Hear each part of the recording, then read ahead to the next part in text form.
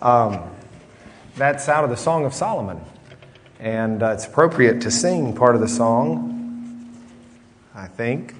Let me pull this over. In fact, the last bit there, it says, I'm my beloved's and my beloved is mine, is Song of Solomon 6, verse 3.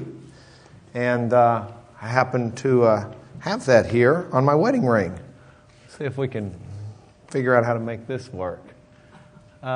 James Avery makes the ring, and you can kind of see it there. It says, oh, the light's bad. Well, anyway, if you read Hebrew, you would read Ritziti li va'ani la, which is out of the Song of Solomon. I'm my beloved's and my beloved is mine. The other interesting thing that I'll forget if I don't bring it out because it wasn't in the lesson, but as I hear the song, it's worth talking about, is most Hebrew weddings in Israel before the time of Christ and even during the time of Christ were held during the springtime after the winter rains. And that's the part of the song where he says, for the winter's over and the rains are done and arise my love and come. This was the time of weddings. We typically have ours in June. They had theirs in the springtime, and that was the weather. You think about Jesus performing his first miracle at the start of his ministry. That's most likely at the time of year that he did that would be in the spring. Okay, my voice is here. It just doesn't hit all the notes today. I'm fighting a cold, so I don't normally talk like this if you're visiting. We've got a lot of visitors that I got to meet, and it's a pleasure to have you here. This is a biblical literacy class, and what we're about is trying to go through the Bible and understand the basic core things that we need to know to be a biblically literate people. So we start out with basic questions like, where does the Bible come from? And as we go through, we always want to try and address how do we know that what we have here is truly what the Bible said. You know, how do we know that these are accurate English translations? How do we know that the Hebrew or Greek or Aramaic that they come from was in fact what may have originally been written? And then what are the principal stories within the Bible that we need to know and understand? What are the principal doctrines that we glean from the Bible? So that's what we're about. If you don't have today's lesson, hold your hand up. I think I've got one. It's a Song of Solomon. Hold your hand up. We've got some we can pass out. The lessons, of course, are available on the website that Eric and Philip do such a good job keeping up. I think they've got the audio on the website as well. And the website is www.biblical-literacy.com. And we urge you to log on sometime and make sure that that stuff works. And if it doesn't, then tell us. That's also a place where you can email. Occasionally we get questions and comments, and we try and address those. So don't hesitate to do so. Now, where are we so far in this class? Well, we've made it through the Old Testament up to the Song of Solomon because last week Edward Fudge was here in my stead and taught Ecclesiastes. And I don't know if y'all got half as much out of it as he did. He just had an absolute ball. And Monday at work, you know, he's bald-headed anyway, and when he gets red, it just shows all the way up to the top. And I asked him how it went and if he enjoyed it, and he just got so red and it just started rising, and he just started talking about 30 miles an hour about how much he loved it and how nice y'all all are, and if he wasn't at all these other churches, he'd be right here with us. And I thank you for making him feel at home. It means a lot. He's a very dear man and a dear friend of mine. Next Sunday, we have Joel Chernoff, who will be here with us. Joel will sing 2 songs out of Isaiah, God willing. We will be on Isaiah for the next couple of weeks, most likely. I don't think I can do it in a week. And ideally, I'd rather him come a week from Sunday, but it won't work out that way with his schedule. So we may flip-flop the way I'm going to teach things and get into the meat of some of Isaiah and then follow up the next week with some of the background behind the book. I don't know yet. I haven't figured out how to best do that. Joel Chernoff, in 1976, a very dear friend of mine and a spiritual mentor, a fellow by the name of Rick Reynolds, had moved to Lubbock, graduated from Abilene Christian University, and was on the cutting edge of contemporary Christian music. This was back, he was friends with the Brown Bannister and Billy Sprague and a number of people who were Christian at the very inception of the contemporary Christian music scene. The people that found Amy Grant back then and some other artists.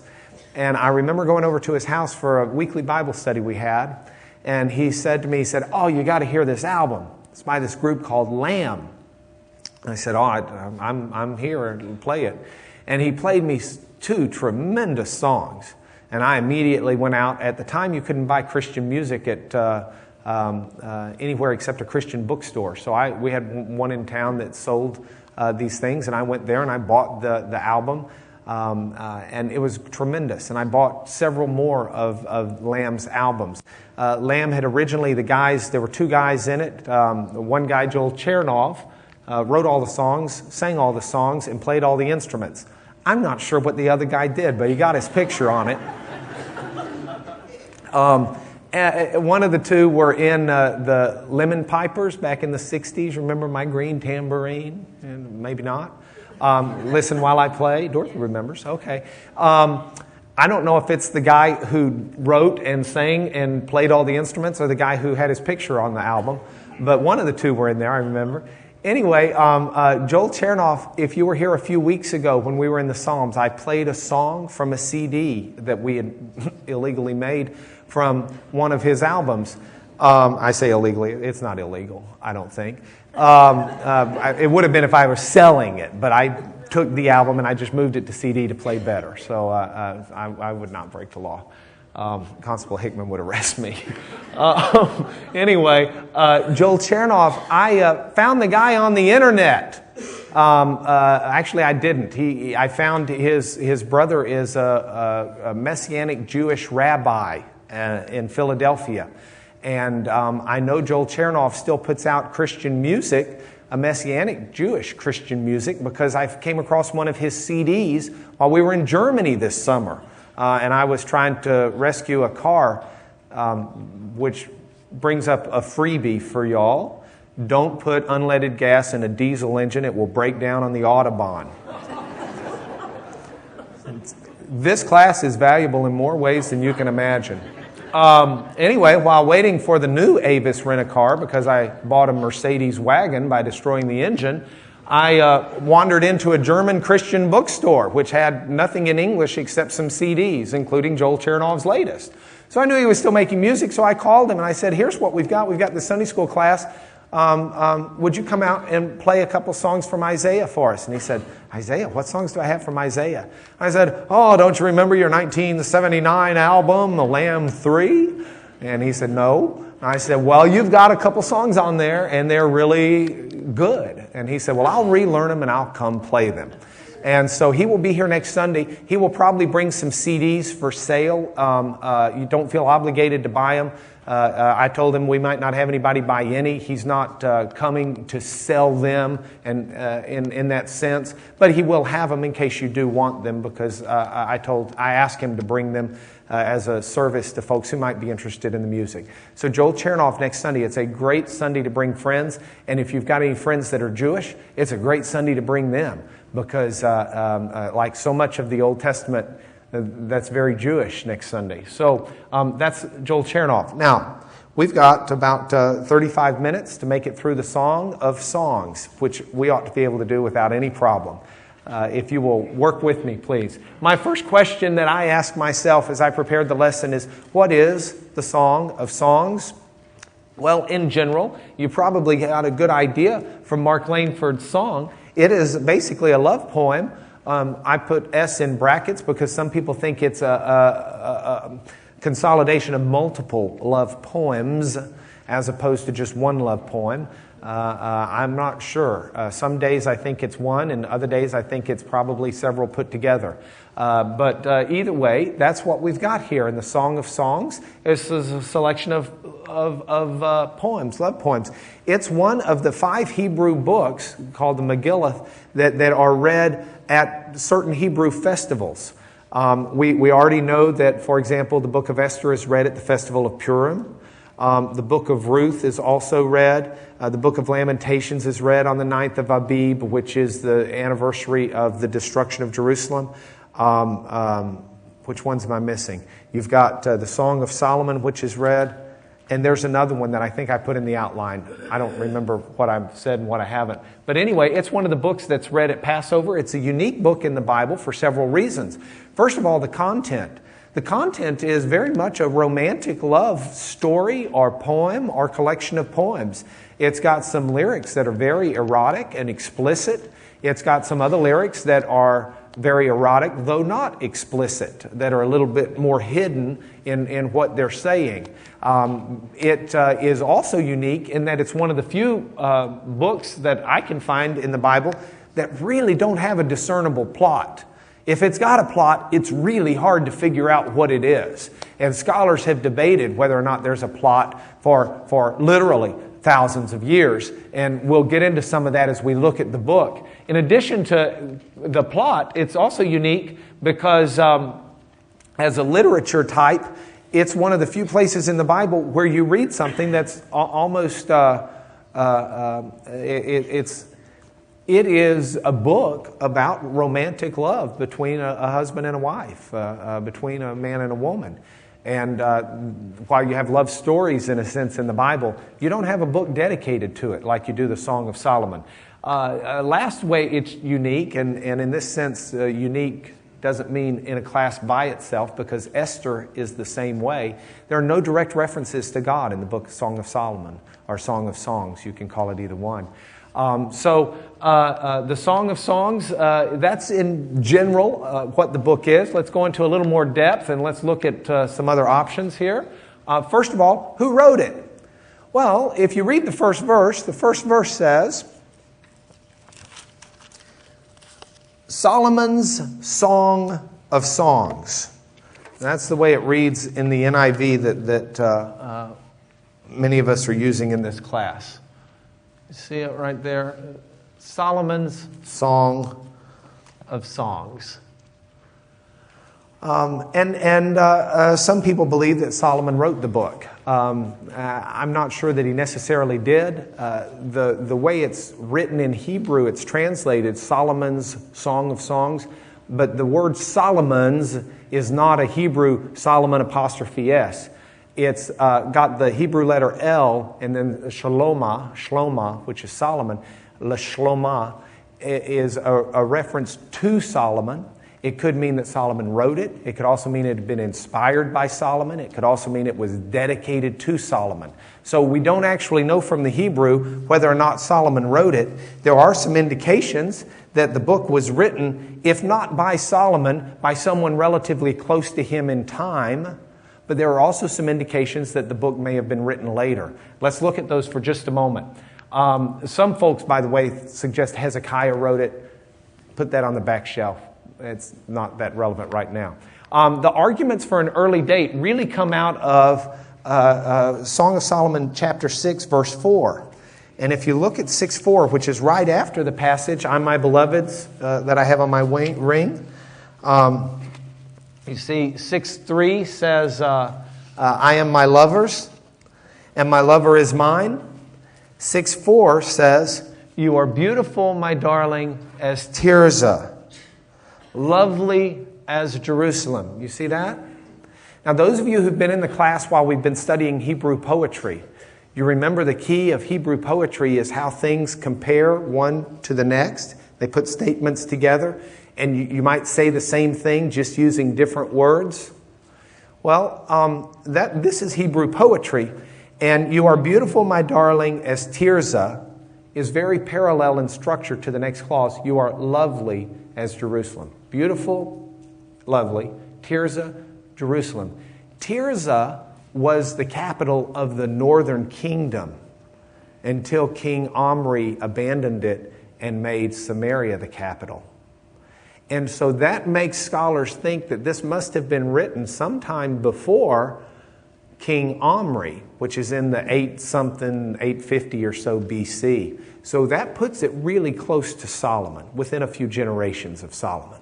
And this is a good passage, for this to be written this way after Omri had made Samaria the capital would be kind of senseless. It would have said, you are beautiful, my darling, as Samaria, lovely as Jerusalem. But it doesn't. So that's one of the arguments that are put forward for an early date of writing for this. There are also arguments for a late date. First of all, in chapter 3, verse 9, the word that's translated in the NIV, carriage, Let's go back to the tablet. Elmo. There we go. In chapter 3, verse 9, it says, King Solomon made for himself the carriage. He made it of wood from Lebanon.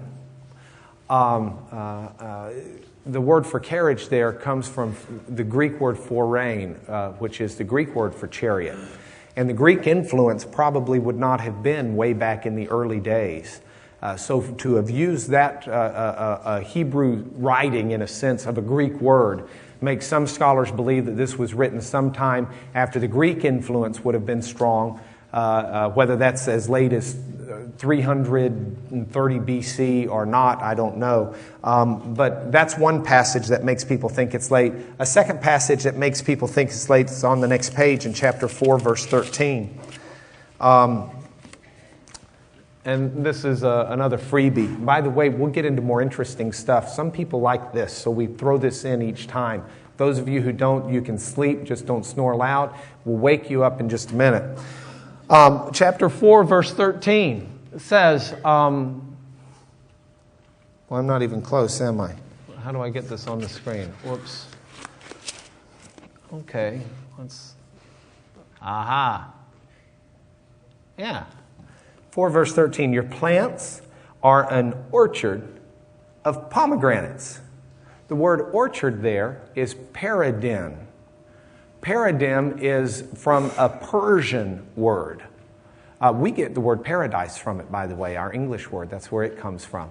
But the fact that this is a Persian word that's kind of been Hebrewized makes people think this must have been written after the Persian influence. I sift through all of that, and it doesn't affect my faith one way or the other. I will tell you this, though. I think scholars all tend to swing from one end of the tree to the next and ignore the whole trunk of the tree. And it seems to me that there's no question but that we've got some very early authorship here because of the Tirzah reference. And there's no question in my mind that we've got some later influence because of the Persian and the Greek words. So I look at it, and the consensus opinion I come to is this was probably written real early, but obviously it existed in a verbal form for a time period, and it's been written down over the ages, and I can see people who wrote it down in such a way that they used the words that were common at the time they wrote it. And so if they were using a different word for chariot, they would have written it that way. And so I frankly don't have a problem with either way. Next subject. Why is it called the Song of Songs? Well, you know that in the Hebrew title for each of the Old Testament books comes from the first word or words of the Hebrew text. They didn't come up with new titles. We come up with, for example, the title Genesis for Genesis, but in Hebrew, the title is Bareshit, which means in the beginning, because that's the actual first word of Genesis. So in the Hebrew, we've got here for the Song of Songs, Shir, Hashirim, and we can break that apart. You all are becoming Hebrew scholars, some of you who've been patient enough to sit through this class. You know that, let's get a felt tip pen, Shir is the word for song. Okay? Now, do you see the word shir in the second word? Right there. If you add im to the end of a word in the Hebrew, generally, you're going to make it plural. Very good. Like you have one cherub, but you have many cherubim. You have one seraph, but you have many seraphim. That's the plural, okay? So this is song, and this is songs. And when you put the ha in front, you've basically made it here what a language person would call a genitive. You've made this the song of songs. And what it means is this is like the song of all songs. When you do that structurally in the Hebrew, when you repeat a word and you make the second one plural with the genitive of it, you're meaning of all of the songs out there, this is the song of all songs. You find this same usage in Hebrew in some other passages. I'll show it to you in a minute. First, let me tell you that when the Jewish scholars translated this into Greek, a couple hundred years before Christ, they used the Greek asma, which is song, asmatone. In Greek, that, I cheated here. I've used a Greek letter. The Greek N looks like our V. That should be an N if I'm writing it in English. I'm sorry. Asma, asmatone. And the O-N is also the of. It's the genitive ending in Greek. So the Greek title means the same, Song of Songs. The Latin, when Jerome translated this in the 400s into Latin, he used the Latin word Song of Songs, canticum, canticorum. And some people still today call the Song of Songs canticles, which is our English word from the Latin word song. Some folks call it the Song of Solomon off of the first verse. But either way, you've got the Song of Songs, and as a superlative, here's the sense of it.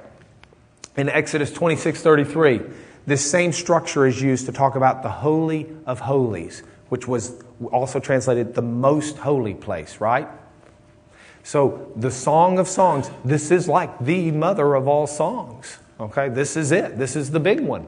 The same structure is used in the Bible, talking about the King of Kings, talking about the God of gods and Lord of lords. Paul uses it in Philippians where he says, I was a Hebrew of Hebrews. It's the superlative form. So what we have here in the Song of Songs is the most supreme superlative song that could be written. Now, think about this for a minute. If God is giving us a book that's got the most supreme song, the superlative, the song of all songs that could ever be written, what would you naturally think that song's going to be about? Well, there's a lot that would say, well, that must be a praise and worship song. Or there's a lot that might say, well, that might be a song of coming to Jesus or repentance. In fact, what it is it's a very passionate love song between a man and a woman. The storyline is very difficult to follow, and that's why I told you before, I'm not even sure that it's really got a substantial plot that goes all the way through. Your New International Version has got, tries to help us find the storyline. And so if you look at your New International Version, it's got two characters in it, the beloved. You've got friends, so I guess that's three characters. That's not the TV show. The beloved. And then you've got the friends. And then you've got the lover. And then you've got the beloved. And the beloved is the woman, and the lover is the man. The beloved is the bride, the lover is the bridegroom. And what the NIV has done is they've put these characters there to help you read the story with the plot and understand who's saying what. The problem is, those characters, those lines, lover, friends, beloved, they're not in the original. If you go back to about 350 A.D., the oldest copy of the Bible that we really have put together as a Bible is the Codex Sinaiticus. It was found on Mount Sinai at St. Catherine's Monastery by a fellow named Tischendorf. And he didn't have a clue what he found. He just knew it was ancient. But it was written about 350 A.D. And in the Codex Sinaiticus version of the Bible, they also inserted, for the Song of Songs, different characters to help you find it.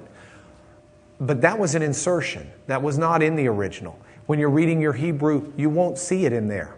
And did the people place it in the right place as they wrote this? We have no way of knowing. It's one possible understanding, but it's very hard to tell where one person might have started speaking and where another person ended. And so if you have a translation that doesn't have those characters set out, you might draw whole different lines as to who says what. And you might not be wrong. This is one scholar's approach that's been approved by a committee, but it's by no means the word of the Lord. It gives a good, sensible reading to it, but you've got a difficult storyline here anyway around it.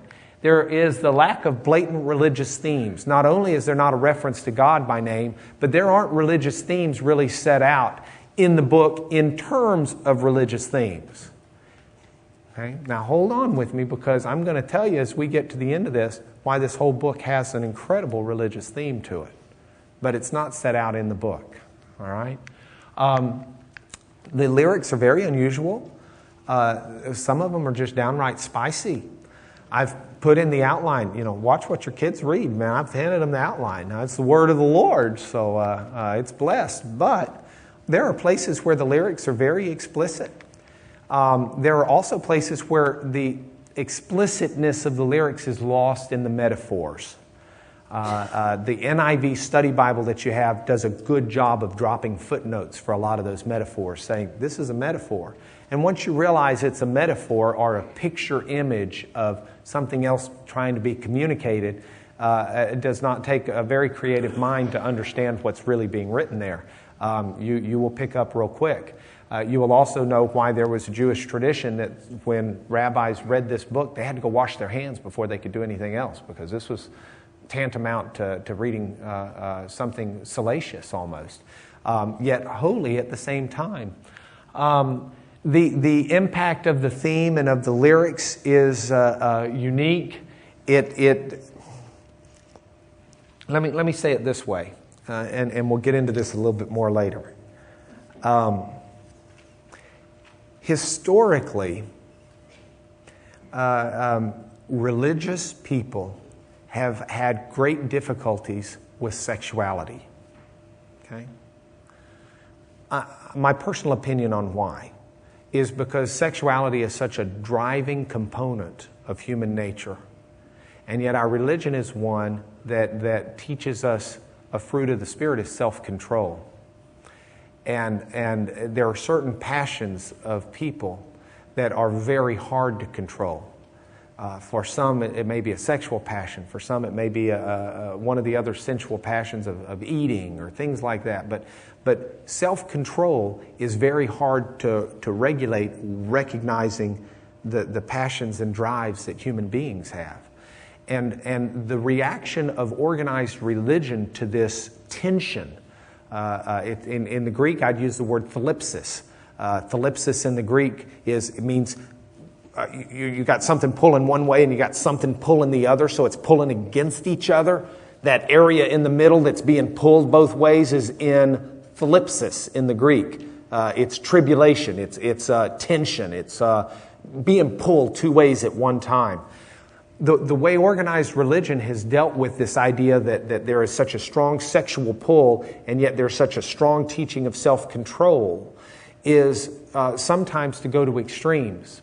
And so there has been a tradition in organized religion that says holiness, true super spirituality, holiness, is basically celibate. It's ascetic. It's deny your body. Pleasures of sex, pleasures of food, pleasures of any kind. Okay? Then the other swing has just been to say, forget what the Bible says. Forget anything like that. We'll swing way over here to this side, and we'll just embrace whatever sexuality is there. I was interviewed last week on Terry Lowry's radio show, and he asked me about something that I had not heard. He said, Mark, Kathy Adams was on the radio. She was talking about homosexuality on a Christian radio station, and 4 people called in, and 2 of the 4 callers said that they firmly believe that God had no problem with active homosexual lives. What are your thoughts about that? And I said, well, funny you should ask, because I'm teaching on the Song of Solomon Sunday, and I am dealing with trying to teach some of the issues of sexuality in the Bible. But I said the Bible's real clear on what it says. And what a lot of people have done is they've either thrown the baby out with the bathwater, or they've just refused to even recognize it either exists. And the Bible doesn't teach that. You see, what the Bible teaches is that God has given sexuality to the married couple. And it's a very important part of the marriage. And it's something to be nurtured, and it's something to be honored, and it's something to be enjoyed. And sexuality has got a strong pull on man's passions, but as James Dobson would tell you, that's one of the best ways to get a lot of people into a marriage relationship that they wouldn't be in otherwise.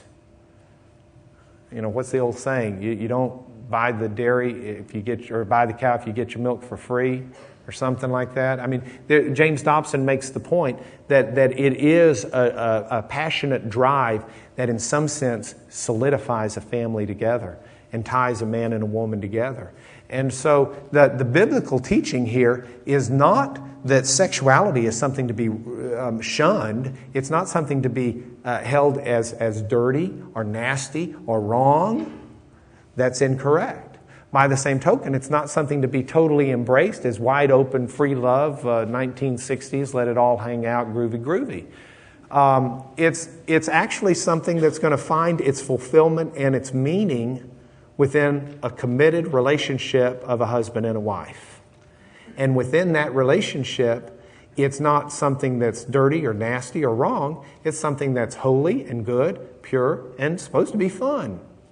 So that's the impact of what we get as we go through this. Now, over the ages, scholars have had different approaches to understanding this book and to teaching it. And I think it's worthy to look at some of these approaches with you this morning. And so let's go through them. The first approach that I've decided to put up here is allegorical. The allegorical approach is very interesting. It was held by Jews. It was held by Jews at the time of Jesus. We know this from reading Jewish commentaries that we have. I don't know if you know this or not, but we actually have commentaries by Jewish rabbis that we can read today. And these rabbis lived at the basic time of Jesus. And so we can see what those rabbis were teaching. And a number of rabbis opted for the allegorical approach. And the allegorical approach was simple. It said, yes, this is a book about a passionate love between a bride and a bridegroom. And the bridegroom searches out the bride and expresses his love for her in very graphic, illustrative terms. But it should be understood that it's an allegory with God being the bridegroom and Israel being the bride. And this is representative of the strong, physical, emotional, committed tie, the love that binds God and His people. And in a sense, that's a fair allegory because, as we'll see when we study the Minor Prophets, it's an illustration that God drew. It's also not far to understand why Christians drew the same allegory between Christ and the church. Because we'll read when we get to the book of Revelation that Jesus reveals Himself as the bridegroom and the church is the bride of Christ. And so the intense love, the intense romance, the intense language that expresses this commitment and the joy and the fun and the sharing is one that Christians took, a number of Christians in the early church, Origen, for example, took to be an allegory, something God wrote for us to understand this is the relationship between Jesus and the church. Okay? We know it's also not a far stretch, as Paul says in Ephesians, for husbands to love their wives as Christ loves the church.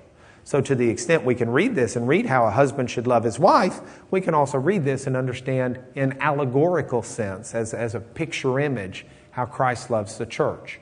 So that's one approach that's been taken in this text, that it shows God's love for His people. A second approach is what's called the dramatic approach. The dramatic approach says that we have here a story that's being told for pure storytelling quality. Now, Dr. Bob's here this morning, and Dr. Bob and I were in New York a week ago Friday. And we were up there on business. We weren't just gallivanting, but our business was over, so we started gallivanting. And our gallivanting took us over to an auction house, Christie's. And Christie's was having an auction of some paintings done by an Irish singer by the name of Bono. He's the lead singer for a group called U2. And I say by the name of Bono, that's not like his real name. His mom didn't name him Bono. She named him like Paul Hewitt or something, but she's dead, and so he goes by Bono. Bono had done these paintings for Peter and the Wolf, and he had done it with a friend of his named Gavin Friday, and Gavin had done the musical score, and they were here at this auction. And so we were sitting about as close as Bob and I are right now to each other. And Gavin took the stage before the auction started. And first of all, he just looks like real artsy-tartsy. I mean, he's got the long hair, he's got the clothes, he's got the whole aura down, okay? It's just cool to be in proximity. You just feel cool. He's got the aura of coolness. And so he sets the mood, but he stands up there and he says, and I can't do an Irish accent, Bob can. Of course, when Bob does it, he thinks he's doing a South African accent. Every accent Bob does is Irish. But rather than have Bob up here, he gets up there with his Irish accent, and he says, I am from Ireland, and we have, in Ireland, we are storytellers. And I'm going to lapse into a Spanish accent if I'm not careful. So I won't continue. I will put it into Texan drawl, okay? He says, we're storytellers.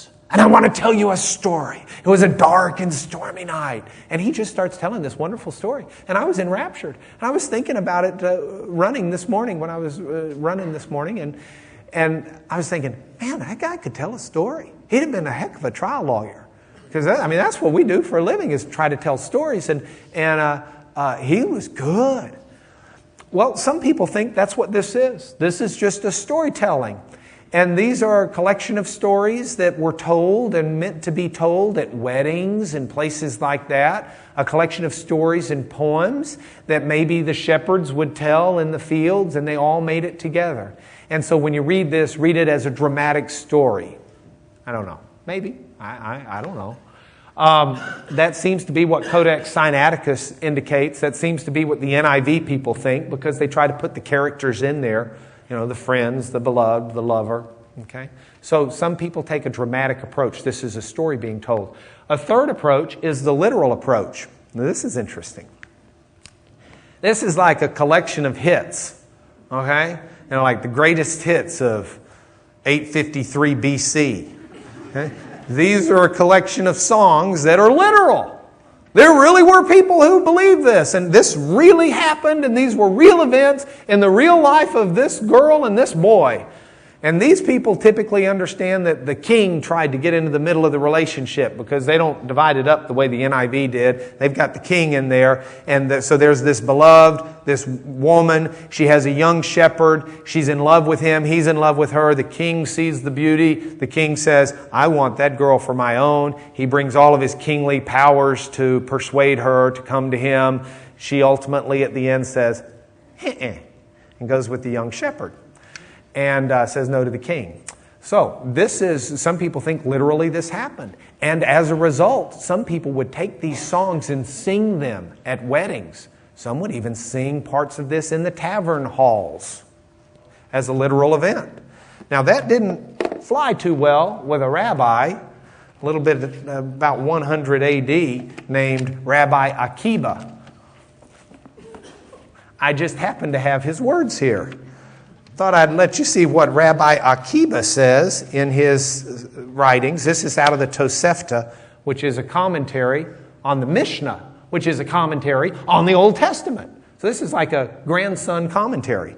In chapter 12, verse 10, Rabbi Akiba says, he who warbles the Song of Songs in a banquet hall and makes it into a kind of love song, has no portion in the world to come. Spit, spit.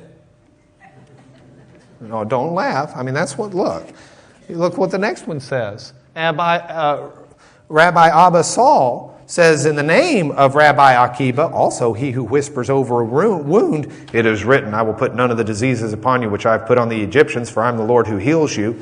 And who then spits, has no portion in the world to come. And they're pretty clear here on who got in and who got out. And his approach was, if you take these as literal love songs and you just walk around singing them, you're out of the kingdom, baby. Don't do it, because the literal approach was not one that he subscribed to. Not only was it subject to a curse from Rabbi Akiba, but the Catholic Church declared it heresy to consider this a literal thing in that sense. at the Second Council of Constantinople in the 500s. And so the literal approach has not been one that's been graciously embraced, though I'm not sure that it's wrong. I mean, this could have been a literal story. We don't know. These could be literal love songs to be sung on the street. We don't know. Now, having said that, some folks think that these were just wedding songs that were sung at weddings. A fourth approach is the liturgical approach. It's garbage. I throw it away. It basically says, this was written at a time where Israel's heritage was pagan. And Israel was writing a worship service to celebrate the joining of the goddess Ishtar to the god Tammuz. Oh, yeah, right. Some guy wanted his PhD and wanted to write something provocative. His name was Mead in like the 1920s. And then some other people got a hold of it and thought, whoa, yeah, this will make sense. But by 1945, even the people who had gotten a hold of it and said, yeah, this makes sense, were saying, what were we thinking? That doesn't really make sense. So the last approach is what I call the didactic, which means teaching, or the moral approach. And this is the idea that the book teaches purity and wonder of true love. Obviously, I embrace a good bit of the didactic moral approach. I don't embrace it to the exclusion of the other approaches, but I do think the book clearly teaches the dignity and God's beauty itself in true love. The book teaches, let me be blunt, that in the true love between a husband and a wife, we see God revealed in some way, shape, form, or fashion. The closest you will get to heaven on earth is a true love relationship with your spouse. It's the closest you'll find. And it's what you need to fight for. It's worth every ounce of energy you have to fight for. It's more important than your rights. It's more important than your feelings. It's more important than what's fair. It's more important than anything else. It is worth fighting for with every breath you've got, because it's the closest thing you're going to find.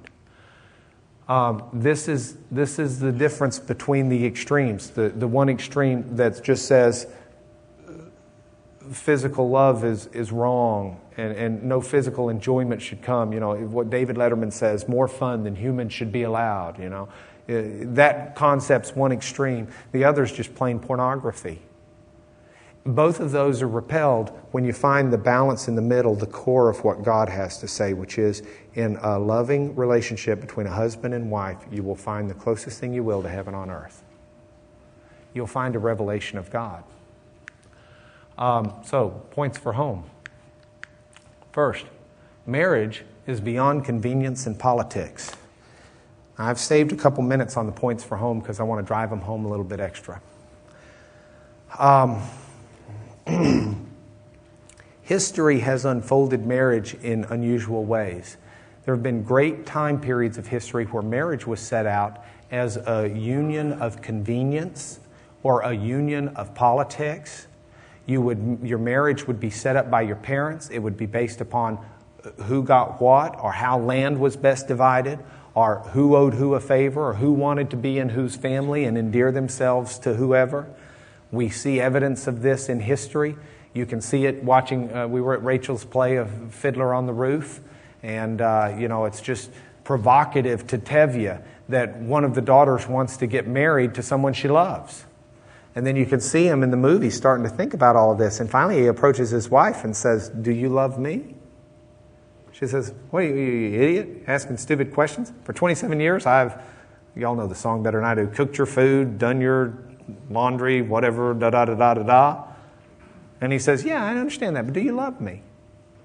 She says, "Don't ask crazy questions. I've done this, I've done this, I've done this, I've done this." He says, "Yeah, but do you love me?" And then at the end of the song, she says, "Well, if that's not love, what is?" And that's one of the subplots in that movie is the idea that love is something more, and marriage and commitment is something more than just convenience, more than just a matchmaker or parents putting it together.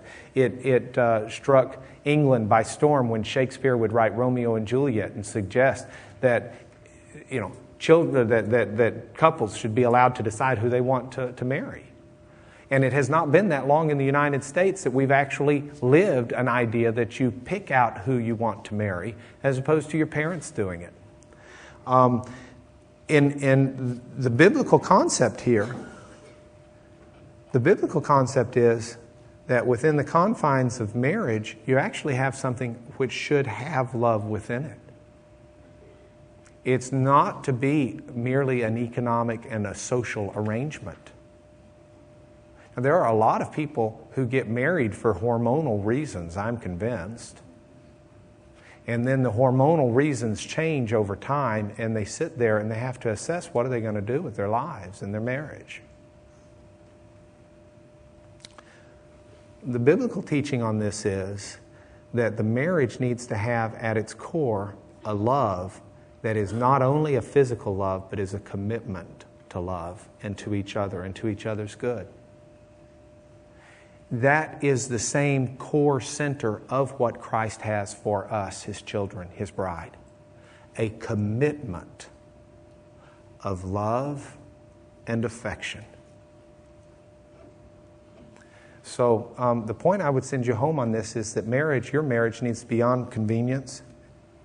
If you're stuck in a marriage that you're in for the kids, for no other reason, it's worthy of you to take time to think about that. It's worthy of you to take time to pray about it. Because it's not what God designed for you. It's not what God designed for anybody. And marriage is beyond convenience and politics. Marriage should be holy, should be pure, and it ought to be fun. And the Bible's teaching that. We don't think about it often, but the Bible's teaching, bottom line, out of this book, marriage ought to be fun, among other things. The commitment needs to be there. The purity and the truth, the fidelity needs to be there. But within the context of all of that, I consider myself the most fortunate man on earth because there is no one in the world I'd rather be with than Becky. She is more fun for me than anyone in the world.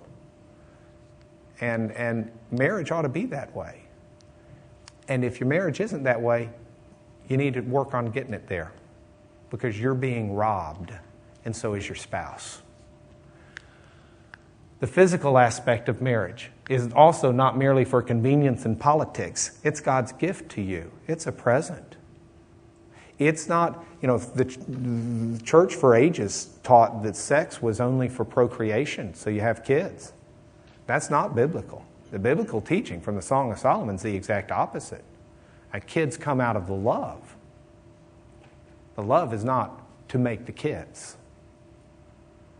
And so understand the physical aspect of marriage as God's gift, and as God's gift, it ought to be holy, pure, and fun. It's holy when it's within the confines of marriage and you don't go outside your marriage for it. And in that sense, it's pure when you put your other partner's needs in front of your own. And you have a holy, pure relationship like that, and it's fun, and it's right. So these are your points for home. The Song of Solomon, a book that's rarely read, rarely looked at, but obviously has got to be part of our biblical literacy. Next week we have Isaiah. Would you pray with me? Lord, I beseech you in the name of Jesus Christ to reach down and to touch everyone here. Lord, I know that everyone who is in a marriage relationship needs to grow in that. There are no exceptions in this room. Everyone in this room who's in a marriage relationship needs to grow. And Lord, I understand that that first involves growing with you and what you have to teach us. I pray that you'll clean out our ears. Lord, that you can take the hardest heart here and soften it. That you will give direction to those who need direction. That you will give strength to those who need strength, compassion to those who need compassion, wisdom. Lord, to those who are astray in their marriage and have lost the purity and the holiness, I pray that you'll convict them and bring them back into the kind of relationship with you and with their spouse they should be in. And Lord, to those who aren't married, who are in here, or who are listening to this lesson perhaps. I pray that you will build them up. If they themselves have marriage in the future, Lord, show them the right people to be around and show them the right person to marry, or persons. I don't understand all of that. But Lord, work in their lives to give them the kind of marriage that would be pure and get them ready for it, for a fun marriage. And if there are people, Lord, who aren't destined for marriage but are destined for celibacy, I pray that you'll build them up in understanding of how to support others in marriage. I thank you for all the gifts you've given us. I thank you for the love you have for us. I pray these things in the name of my Savior, Jesus. Amen.